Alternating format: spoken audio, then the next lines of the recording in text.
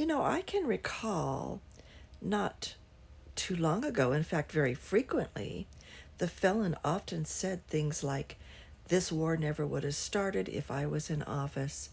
We didn't have any wars when I was in office," which of course was a lie. No war would have started. There's no wars, blah, blah, blah. We got lots of wars right now. The Ukraine war, which he seems to be totally unable to stop, kind of, against everything he said.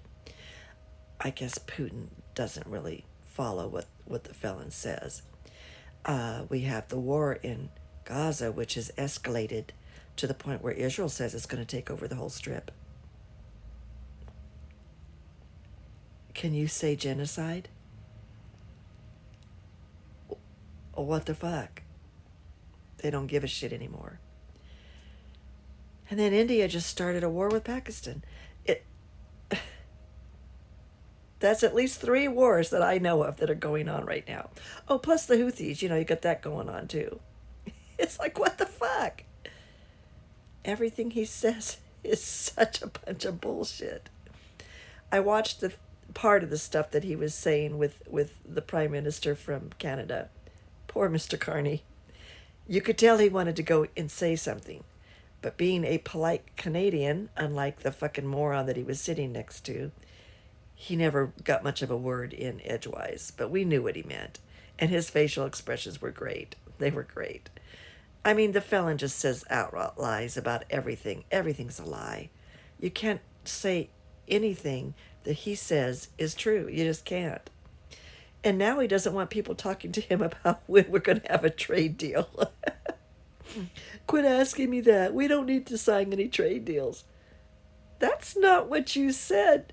You said within 90 days we would have 200 trade deals. I don't know how that would happen, but that's what he said. Whatever. Another very interesting story out of Tucson, which is a place that I love dearly and lived there for a while. Tucson had a woman that had traveled in the desert from Guatemala. She was pregnant. She got lost. She was found by border agents, and then she started having labor. She delivered her child in Tucson at the hospital, surrounded by border agents. They had her fucking like she was a police criminal suspect or whatever. And they were going to deport her with or without her child. It was her choice. Well, the mayor got involved. The protesters got involved. They wouldn't let her speak with her lawyer. They told the lawyer that he needed some kind of form showing that he was her lawyer. He couldn't get the form without talking to her. They wouldn't let her do that. The mayor got involved. Protesters. The lawyer went public. The Democratic governor, thank God. I voted for her. Thank God. She went public. And they told this woman that she can now have a follow-up with Border Patrol to seek asylum. Now, whether they're going to allow her to stay, I don't know. Because every time you follow up with these fuckers, they deport you. I thought the U.S. wanted more children. Instead of deporting these U.S. citizens because that baby was born here, along with the other 3 or 4 or however many other babies that were born here that they sent out, those are U.S. citizens that can vote. How about leaving them in the U.S. of America? How about leaving them here?